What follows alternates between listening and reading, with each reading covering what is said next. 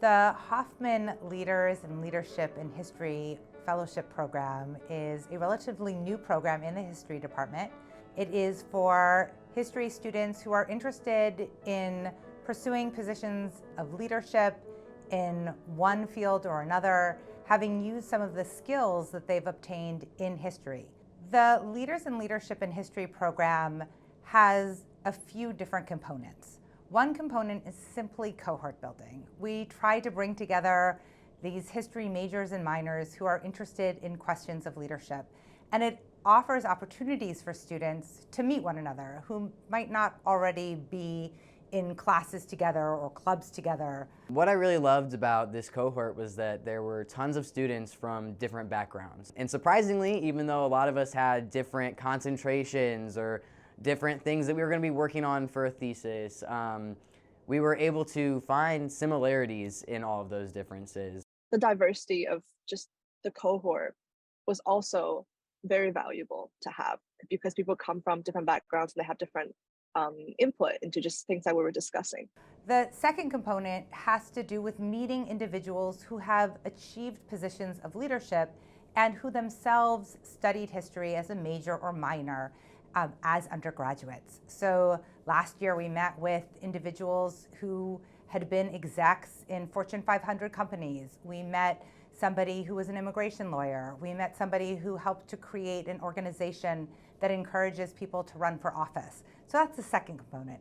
For the presentations, I remember, this one that was really empowering was a woman, a leader. I think she was the founder of an NGO that was very much focused on kind of empowering women in leadership positions. And she gave her presentation, and then we had a 40-minute long conversation, just Q&A, answering kind of the obstacles she went through because she also decided to go back to school at a later age. The value of people coming back from the workforce, coming to talk to college students, I don't think that they know how big of an impact it has. When someone who is in the workforce and has made it through what we're going through currently can come back and say, hey, I made it. I went through struggle. It was not easy. It was not a linear path to success, but I made it and I did it. That is extremely powerful. One of the guests I most enjoyed meeting with was John Pepper, who had served as CEO of Procter & Gamble as well as chairman of the board for the Walt Disney Company. When he visited, we had a very productive conversation with some history faculty and also some of the fellows about the history of race in the U.S. And that conversation evolved into a brief email correspondence that I shared with him that I also thought was similarly productive. Everybody we talked to and met with was very encouraging and kind of made me feel better about things falling into place as I go forward, because it can be kind of scary to not know what's going to happen after you graduate. All of the guests and speakers that we had in the program came from a wide range of disciplines and fields, which Professor Judd did intentionally. So if you are not certain as to what you want to enter after you graduate, this was a great program to explore because it provided you with contacts in different fields, and you could learn from them about the path that they took into that field and what kind of steps you could be taking to have a similar path. The third component of the Leaders in Leadership in History program has to do with professionalism and professionalization. How do we write a resume that looks really compelling? How do we apply for year-long fellowships? What are cover letters exactly? So we work on those kinds of skills. And then last but not least, the fourth component of the LLIH program is an opportunity for students to meet with faculty mentors whom they might not have already encountered within the history department. I was excited to be asked to to mentor one of our candidates. Matthew was great. I really enjoyed my time with him.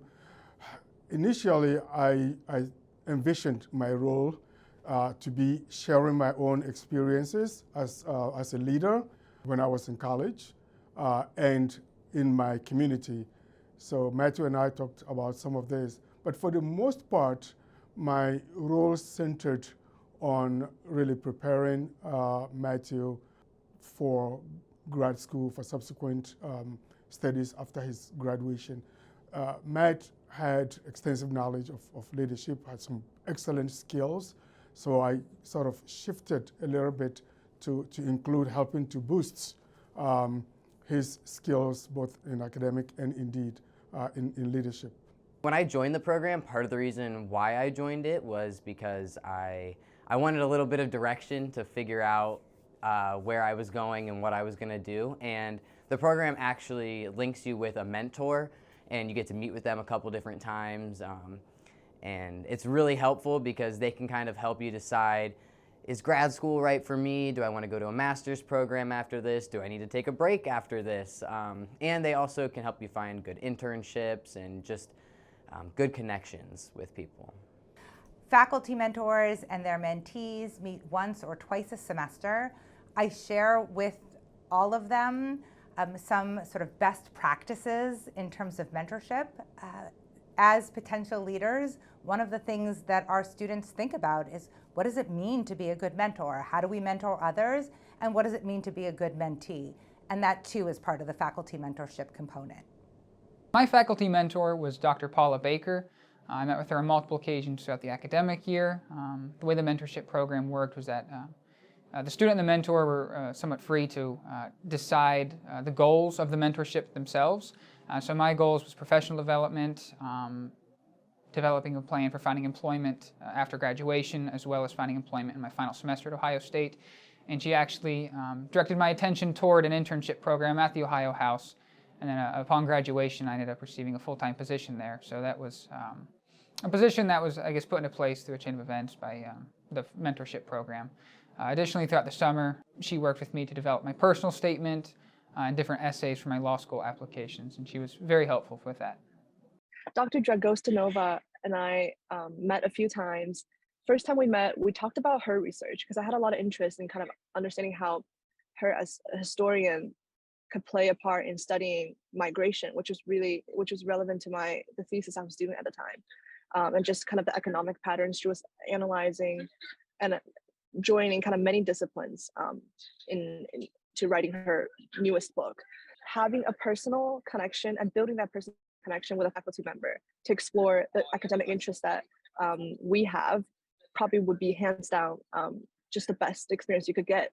Throughout the program, through conversations with the other fellows and the guest speakers, I think the biggest thing was the importance and the added perspective that a history degree or a historical education or a liberal arts education as a whole can provide in leadership studies, and how a leader chooses to lead.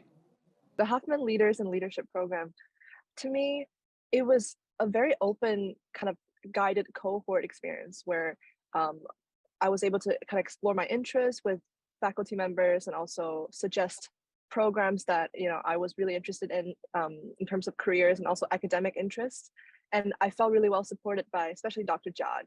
She was very eager to kind of connect us to her friends that were working in the industry, and also like visiting scholars. We would get together and then have very intimate conversations, one-to-one. And I think that's something that I found very lacking in just classroom experiences. It was almost a very good supplementary part of my education, especially my senior year.